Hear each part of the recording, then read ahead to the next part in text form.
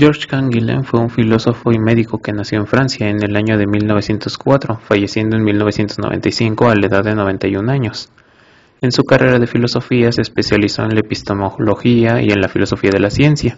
centrando sus trabajos en un punto de vista médico, ya sea tomando conceptos como lo normal y lo patológico, o decantándose más hacia una historia crítica sobre los conceptos modernos.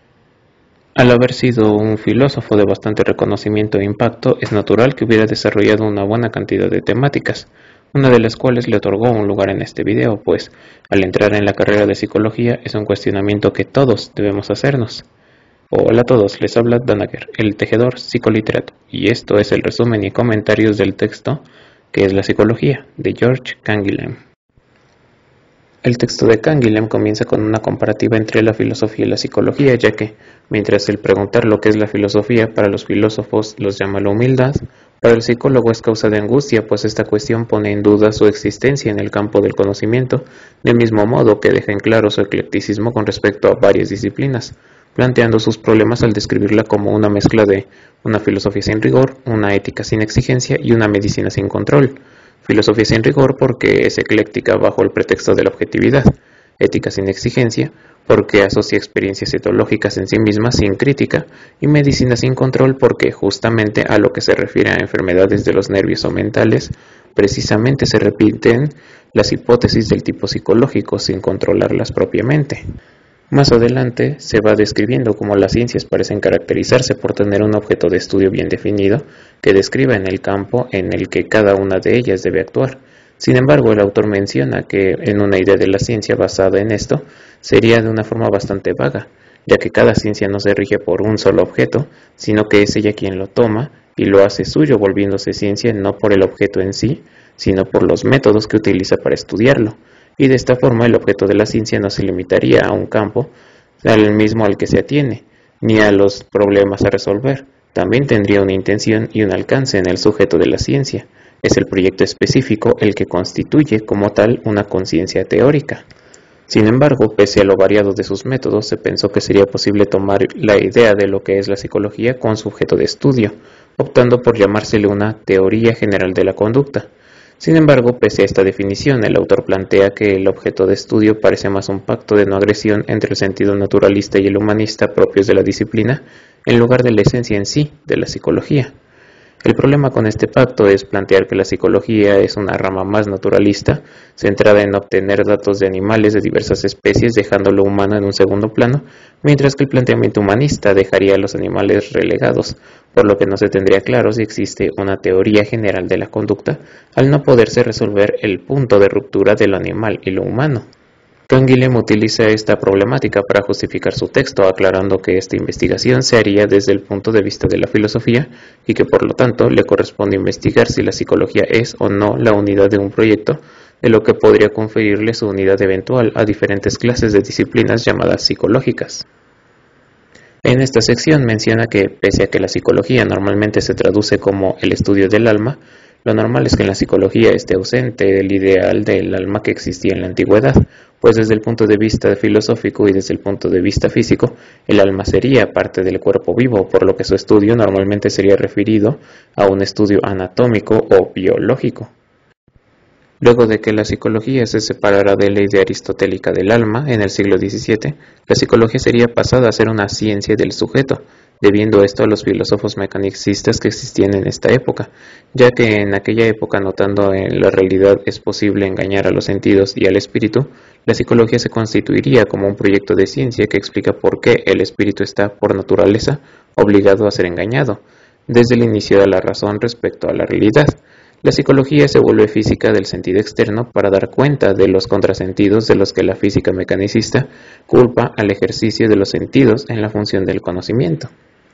De este modo, la psicología como ciencia de la subjetividad comienza como psicofísica, tanto para ser tomada en cuenta por los físicos como para encontrar algo medible entre los residuos de la experiencia humana, buscando tratar de cuantificar sus datos. En este punto, Descartes y Malebranche son figuras relevantes, pues Descartes propone las diferencias cualitativas entre datos sensoriales a una diferencia de figuras geométricas, siendo estos meros datos por el cuerpo. Esta variedad de psicología fue extendida por Wundt en la psicología experimental, sostenida por sus trabajos por la esperanza de hacer parecer en las leyes de los hechos de la conciencia un determinismo analítico del mismo tipo del que aquel que en la mecánica o en la física se otorga a toda ciencia una validez universal. Ya para la sección de la ciencia en el sentido externo, el autor hace referencia a que el siglo XVIII se refiere a la psicología como una época de la ciencia del yo. En este caso menciona a Descartes, quien considera su interior para hacerse más familiar a sí mismo, apuntando al pensamiento como conocimiento directo que el alma tiene de sí misma en tanto el entendimiento puro. La reflexión que da al conocimiento del yo, el rigor y la impersonalidad de las matemáticas, no es esa observación de sí de los espiritualistas ni con el sentido interno de los aristotélicos. Descartes dice que el alma se conoce directamente en contra de la idea aristotélica que supone que el alma no se conoce directamente. Esa disputa ante dos posturas lleva a que la psicología se entronque más con la sabiduría que con la ciencia y que es propio de la naturaleza de los hechos psicológicos el manifestarse en aforismos más bien que en teoremas. Al tomar a la psicología como una ciencia del sentido íntimo, Canguilhem habla sobre que la psicología contemporánea normalmente busca eliminar a la psicología clásica, pero al ahondar sobre las corrientes discutidas por él mismo, la naturalista y la humanista, se logra ver que cada una de las ramas se fueron moviendo por diferentes campos a lo largo del tiempo, siendo la psicopatología más nutrida por ambos campos, por lo que resulta complicado plantearse qué es lo que resulta necesario hacerse en la psicología. Así, en este campo, la psicopatología es la que parece ser el juez en este debate, en donde se encuentran en juego las relaciones entre lo físico y lo psíquico, de donde surge la psicosomática y que también llevó a la línea de pensamiento de que el contenido psíquico puede llegar a ser inconsciente. De ser este el caso, la psicología no se reduciría a la conciencia ni a lo que se mantiene oculto de la misma, por lo que la psicología no sería solo una ciencia sobre la intimidad, sino una ciencia de la profundidad del alma. El hombre ya no es más una inteligencia, sino una voluntad secundada por órganos. Maine de Biran.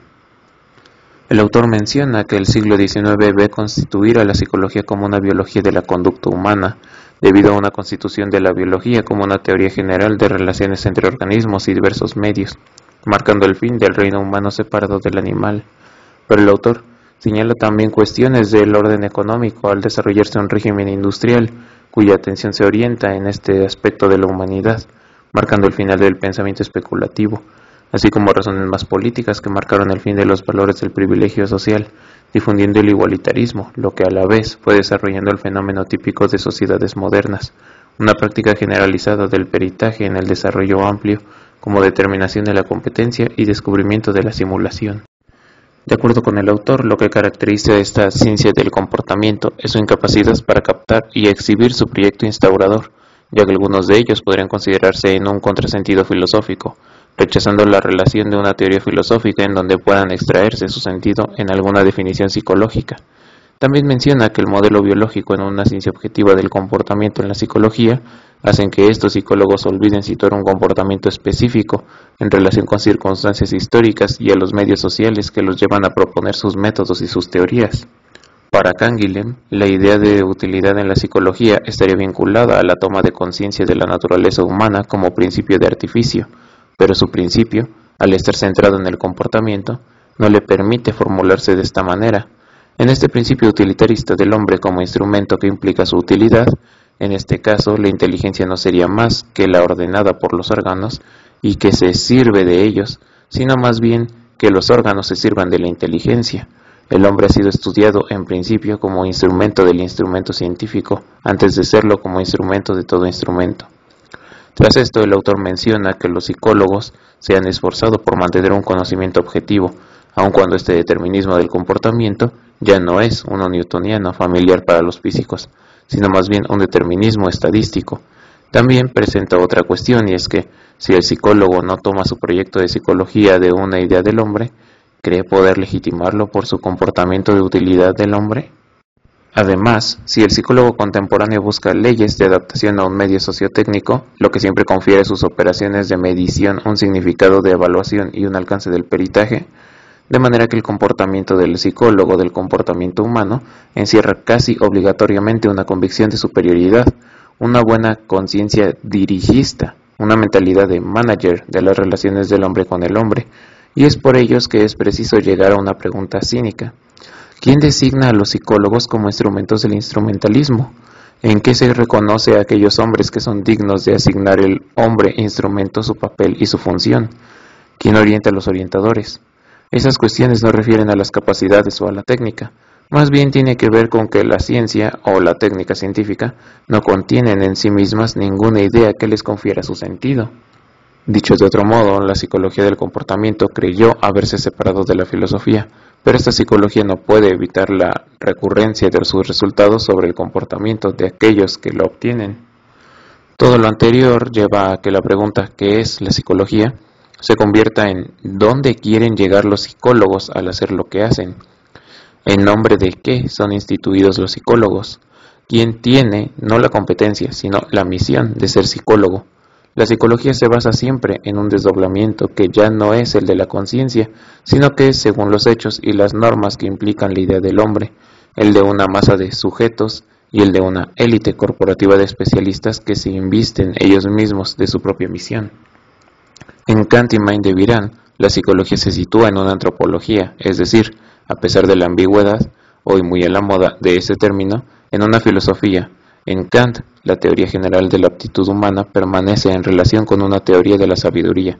La psicología instrumentalista se presenta como una teoría general de la aptitud, fuera de toda referencia de la sabiduría. Si no podemos definir esta psicología por una idea del hombre, es decir, situar a la psicología en una filosofía, no tenemos, por supuesto, el poder de prohibir a cualquiera que sea llamarse psicólogo y llamar psicología a lo que hace, del mismo modo que no puede prohibírsele a la filosofía el preguntar sobre el estatuto mal definido de la psicología. Al final entonces, para el autor, la filosofía plantearía la pregunta, dígame, ¿hacia qué tiende usted para que yo sepa lo que usted es? Pero el filósofo puede también dirigirse al psicólogo bajo la forma de algún consejero o un orientador, que le ayude a definir su camino sin que esto lleve a un extremo. Como podrán haber deducido, este es un texto bastante denso, pero que toca varias problemáticas propias de la psicología de su época y que deberíamos tomar en cuenta cuando intentamos responder justamente a la cuestión respecto a lo que es la psicología. Además, destaca la evolución que ha tenido la psicología a lo largo de su existencia, dejando en evidencia una de las mayores problemáticas, y es que la psicología nació como producto de su época, y su desarrollo y evolución van cambiando paulatinamente junto con la sociedad en la que se estuviera teorizando, lo cual llevó a una buena cantidad de teorías psicológicas. Ya en un video pasado había mencionado que en la psicología habían diversas tradiciones teóricas que han pasado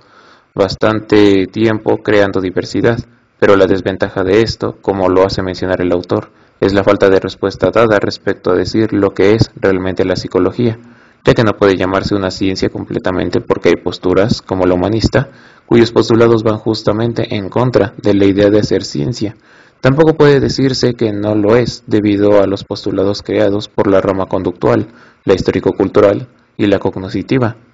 E incluso si se le dejara de lado esta temática, ¿cuál sería su objeto de estudio? Aquello de la conducta solo figura por la rama conductual, pues la humanista tiene un ramo mucho más abstracto y centrado en la experiencia humana. La teoría cognoscitiva se centra justo en el funcionamiento de los pensamientos y las cogniciones, y podríamos seguir así, pues las diferencias entre cada teoría siguen variando aún más, pero el artículo también nos invita a pensar en cuestiones como la visión del ser humano con respecto a sus características psicológicas, y a lo que llevaría cada ideal de la teoría si se llevara hasta sus últimas consecuencias lógicas, desde esta idea del ser humano como una voluntad movida por los órganos, hasta aquella en la que el ser humano es reducido a una herramienta que no tiene otro objetivo más allá de desarrollar más herramientas. En general, esta y otras dudas que plantea el texto son cosas que todo estudiante comienza a estudiar psicología y debe comenzar a pensar, y si bien a mí se me mostró un texto cuando yo iba en el tercer semestre, lo recomendaría para una enseñanza desde el primer semestre en la carrera, ya que, si bien es un texto muy complejo que debería estudiarse en varias clases, también es una lectura bastante interesante y que plantea no solo los problemas al definir la psicología desde solo un punto de vista, sino también de resaltar varios puntos que aún pueden tener validez en estos tiempos.